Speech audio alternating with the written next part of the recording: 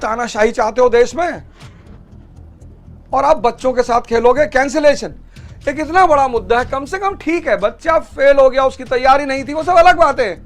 परीक्षा तो होने दो, परीक्षा तो कायदे से होने दो। फिर आप परीक्षा केंद्र, एग्जामिनेशन सेंटर,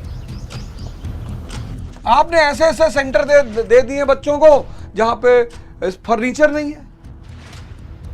बच्चा चेयर पे बैठ रहा है, चेयर ही टूट जा रही है। फिर टेक्निकल समस्याएं आ जा रही हैं, सर्वर डाउन हो जा रहा है।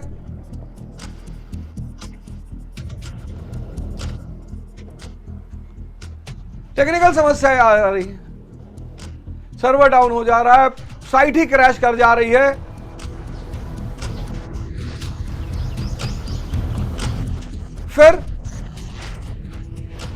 फिर आपने जिस संस्था को दिया है,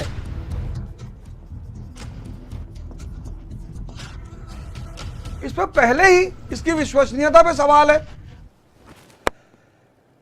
इस संस्था की विश्वसनीयता पे सवाल है। मतलब हद है।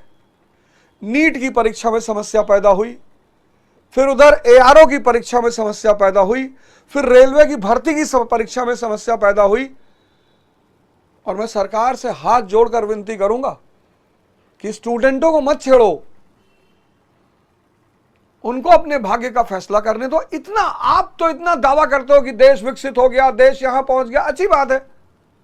मतलब विगत 2-3 वर्षों में मैं देख रहा हूं कि स्टूडेंट, मैं जानता हूं, मैं रहा हूं, मैं वजीराबाद में रहा हूं, मैं नेहरू विहार में रहा हूं। स्टूडेंट चाहे वो मुखर्जी नगर में रह रहा हो, चाहे इलाहाबाद में रह रहा हो, चाहे जयपुर में रह रहा हो, चाहे महाराष्ट्र में रह रहा हो, बहुत सारे स्टूडेंट के पास सही खाने की व्यवस्था नहीं होती, सही रहने की व्यवस्था नहीं होती। और इतनी सारी समस्याओं और चुनौतियों को सहने के बाद जब वो परीक्षा देता है और परीक्षा देने जाता है एक बहुत बड़े आस को लेकर, आप उसे परेशान कर रहे हो।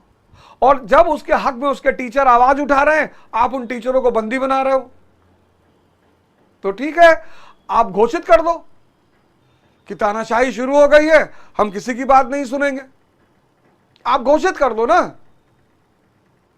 लेकिन मैं इस देश के युवाओं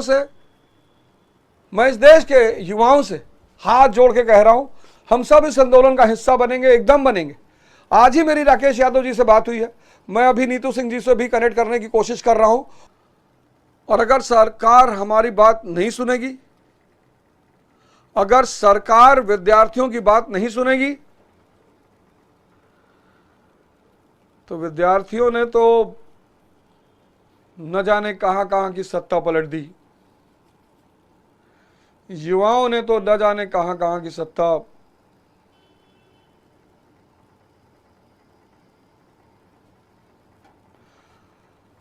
तो आप सब जो है, मैं एक विशेष निवेदन कर रहा हूं, आप सब शांति बनाए रखें। निश्चित तौर पर ये संकट की घड़ी है, एक चुनौती की घड़ी है, और हम सब इस संकट में, चुनौती में, विशेषकर मैं आपके साथ खड़ा हूं। 100 लड़के अगर तैयारी करते हैं तो 70 लड़के विषम परिस्थितियों में तैयारी करते हैं, विषम परिस्थितियों में। तो मैं स्टूडेंटों से भी हाथ जोड़कर निवेदन करता हूं कि आप शांति बनाए रखिए, इस पे कोई ना कोई मार्ग निकाला जाएगा, संघर्ष किया जाएगा। मैं सरकार से निवेदन करता हूं हाथ जोड़कर कि विद्यार्थियों के भाग्य से मत खेलो,